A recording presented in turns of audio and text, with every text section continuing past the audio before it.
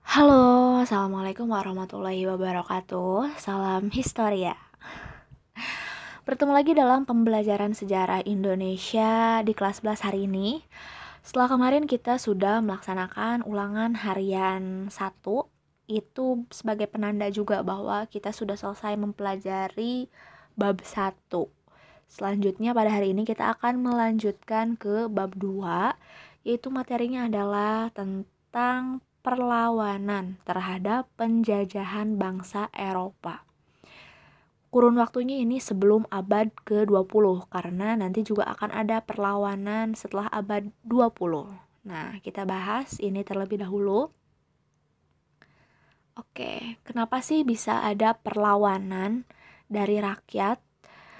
Salah satunya ini yang melatar belakangi ya kebijakan-kebijakan dari para penjajah tadi yang memang dirasa sangat merugikan bagi rakyat Nusantara saat itu. Contohnya ini nih, ketika Portugis berhasil menduduki wilayah Nusantara dan menaklukkan wilayah Malaka khususnya di tahun 1511, Portugis menerapkan beberapa kebijakan, yaitu ada monopoli perdagangan, rempah-rempah, dan adanya misi penyebaran agama Katolik. Tentu hal ini akan menimbulkan reaksi dari rakyat pada saat itu. Selain itu nih, beberapa kebijakan yang diterapkan VOC dan pemerintah Belanda saat menduduki wilayah Nusantara ini juga membuat reaksi dari rakyat. Kebijakan VOC seperti yang kemarin kita sudah bahas, ada monopoli rempah-rempah, lalu ada upaya campur tangan dari VOC untuk mencampuri urusan internal kerajaan di Nusantara, atau ini juga mereka punya siasat strategi politik yang dinamakan divide et impera kemarin, kalian masih ingat?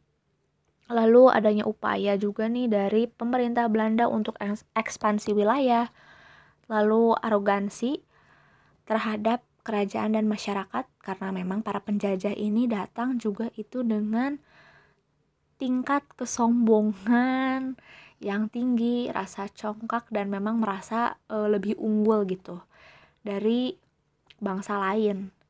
Lalu ada penderitaan yang diakibatkan karena kebijakan tanam paksa, politik pintu terbuka, dan politik etis. Lalu ada juga nih diskriminasi terhadap penduduk, karena pada saat penjajahan Belanda, kita bisa lihat contoh di slide ini, ada bentuk piramida stratifikasi sosial. Jadi mereka ini memang melakukan diskriminasi atau pengkotak-kotakan, pengkelompokan masyarakat saat itu. Nih, di strata yang paling atas, mereka ini menggolongkan itu golongan Eropa yang menduduki posisi yang paling tinggi. Lalu golongan timur asing di posisi kedua. Golongan timur asing ini adalah contohnya orang-orang pendatang dari India, Tiongkok. Nah, lalu golongan bumi putra atau mereka itu biasa menyebutnya pribumi itu ditempatkan di posisi paling bawah atau paling rendah.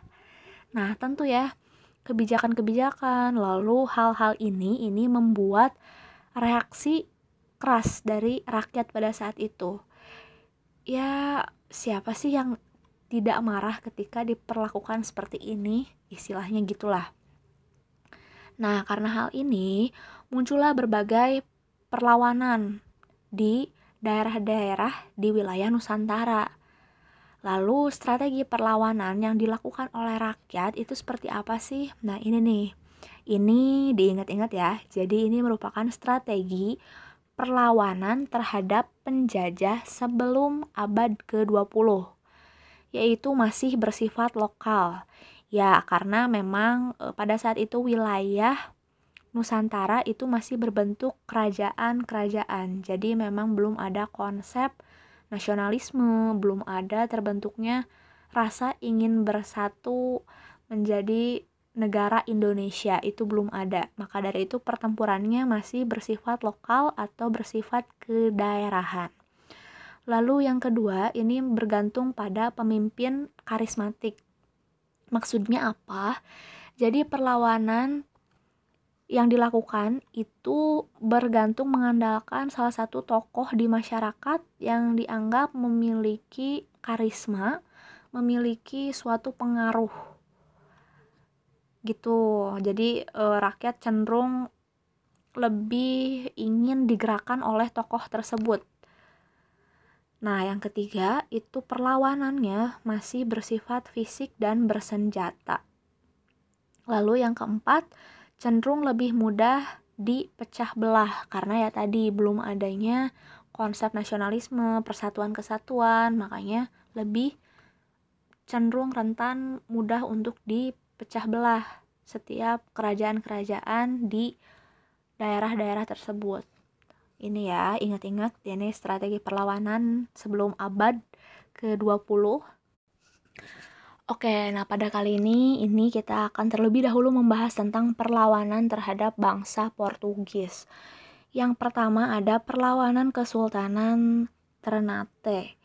Latar belakangnya apa?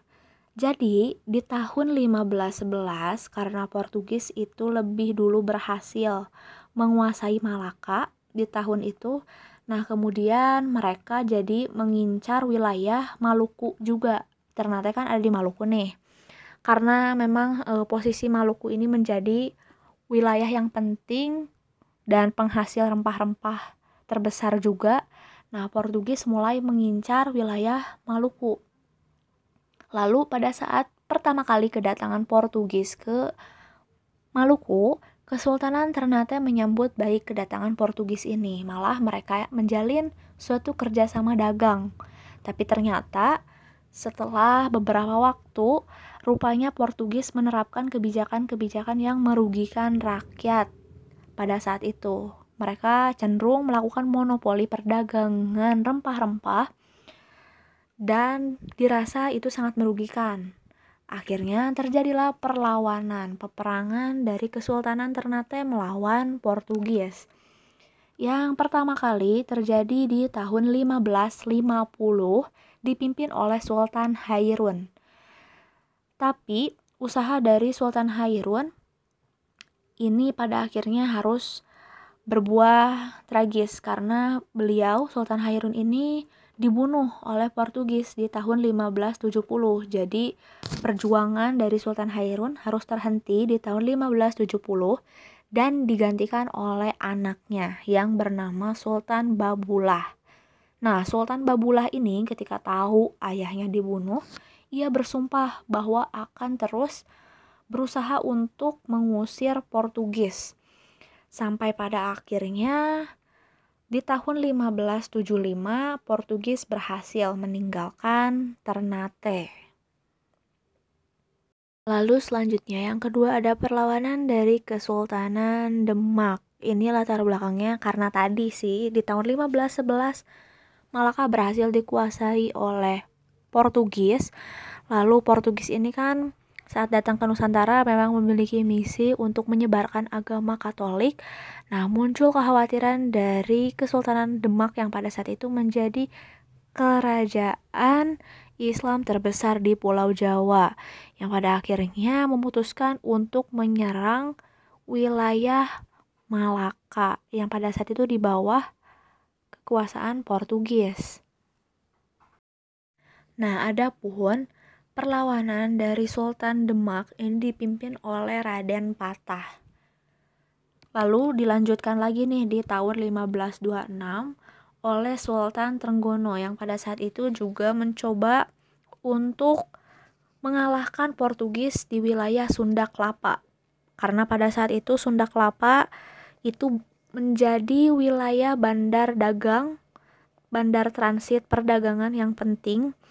Nah, dan itu tadi Sunda Kelapa berada di bawah kepemimpinan dari Kerajaan Pajajaran dan Kerajaan Pajajaran menjalin kerjasama dengan Portugis. Maka dari itu Kesultanan Demak muncul kekhawatiran lagi-lagi yang pada akhirnya Sultan Trenggana memutuskan untuk menyerang Portugis di wilayah Sunda Kelapa dan ini dipimpin oleh Raden Fathahilah.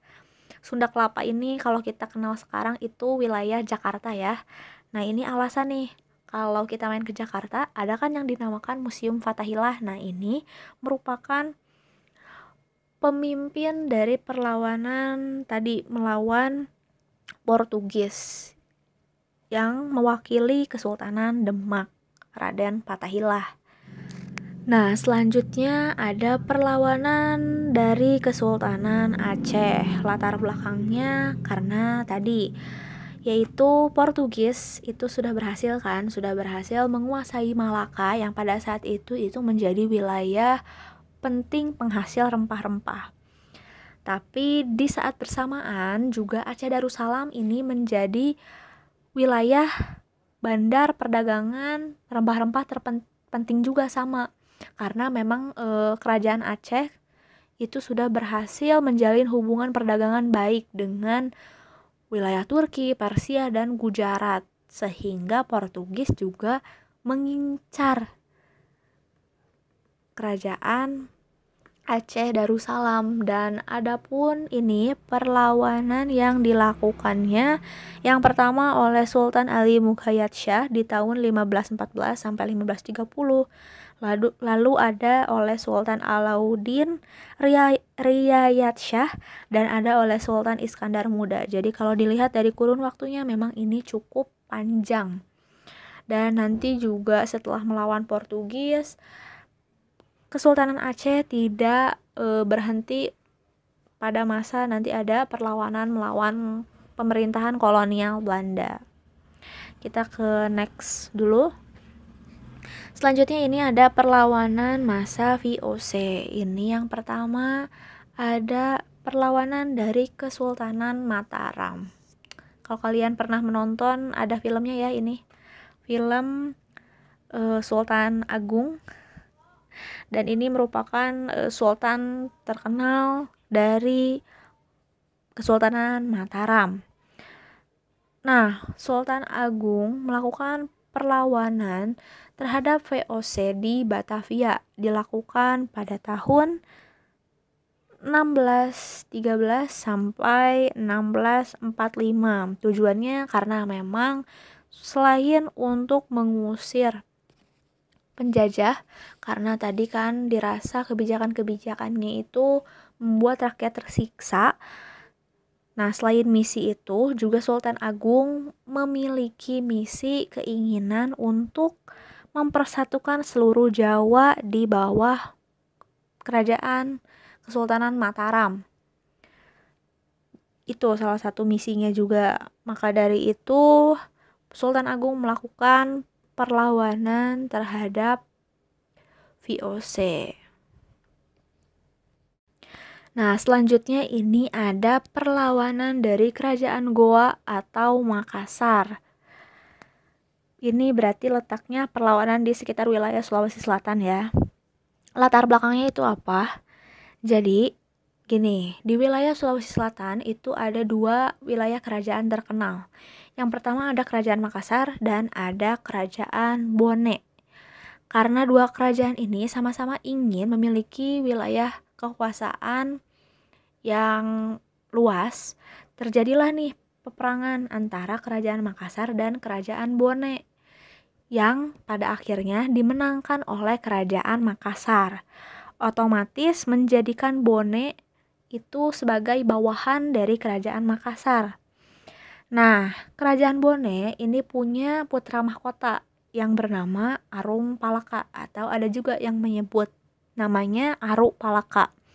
Bisa dilihat gambar di slide itu yang sebelah kiri ada Sultan Hasanuddin dan di sebelahnya itu tadi yang bernama Arung Palaka.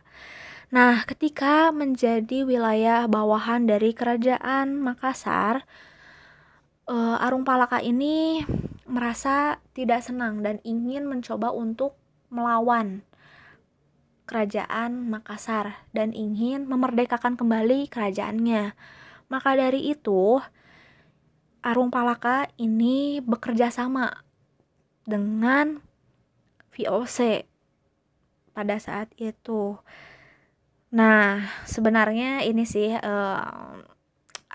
sisi lain mungkin kalian belum tahu juga bahwa sosok Arung Palaka ini antara dilematis. Jadi sering disebut sebagai pemberontak dan sering juga disebut sebagai pahlawan. Itu sebetulnya tergantung kita melihat sisi perspektif dari mana kita melihat peranannya. Kalau tadi sih mungkin menjadi pahlawan, ya pahlawan bagi rakyat Bone, karena memang Arung Palaka tadi posisinya kan sebagai putra mahkota. Dia menjadi bawahan dari kerajaan Makassar, pasti merasa tidak terima dong dan ingin memerdekakan kembali kerajaannya.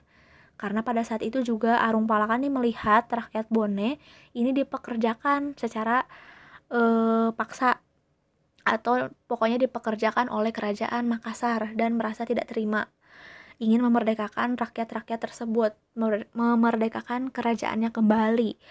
Nah, mungkin dilihat itu dari sisi pahlawannya, sedangkan dari sisi pemberontaknya tadi karena strategi yang dilakukan oleh Arung Palaka. Karena beliau ini memilih untuk bekerja samanya dengan VOC. Strateginya ketika tadi bekerja sama dengan VOC membantu tujuan dari Arung Palaka disambut baik, dan pada akhirnya ini ada dikeluarkannya perjanjian Bonggaya yang isinya adalah Goa itu harus mengakui monopoli, itu typo ya, mohon maaf, itu maksudnya Goa harus mengakui monopoli perdagangan yang dilakukan oleh VOC. Lalu pedagang-pedagang barat kecuali VOC harus meninggalkan Goa. Goa harus membayar kerugian perang besar sebesar 25.000 ringgit. VOC membangun benteng-benteng di Makassar dan Goa harus mengakui kedaulatan kerajaan Bone. Jadi memang secara kesimpulan garis besar, kalau kita lihat isi dari perjanjian Bonggaya ini jelas-jelas merugikan kerajaan Goa atau kerajaan Makassar tadi. Dan tujuan dari Arung Palaka untuk memerdekakan kerajaan Bone pun tercapai berkat ia bekerja sama dengan VOC. Nah, itulah dia. Ini perlawanan dari kerajaan Goa atau Makassar. Jadi sebenarnya kalau kita lihat ini merupakan perang atau perlawanan antara Makassar, kerajaan Makassar dengan versus kerajaan Bone yang dibantu oleh VOC. Intinya gitu ya. Nah, mungkin untuk pematerian kali ini kita cukupkan sampai di situ terlebih dahulu karena tadi cukup panjang. Takutnya kalian pusing soal perlawanan-perlawanan ini karena memang cukup banyak juga pembahasannya. Kita akan lanjutkan di minggu ke depan. Terima kasih telah menyaksikan video ini. Semoga kalian tetap semangat ya. Wassalamualaikum warahmatullahi wabarakatuh.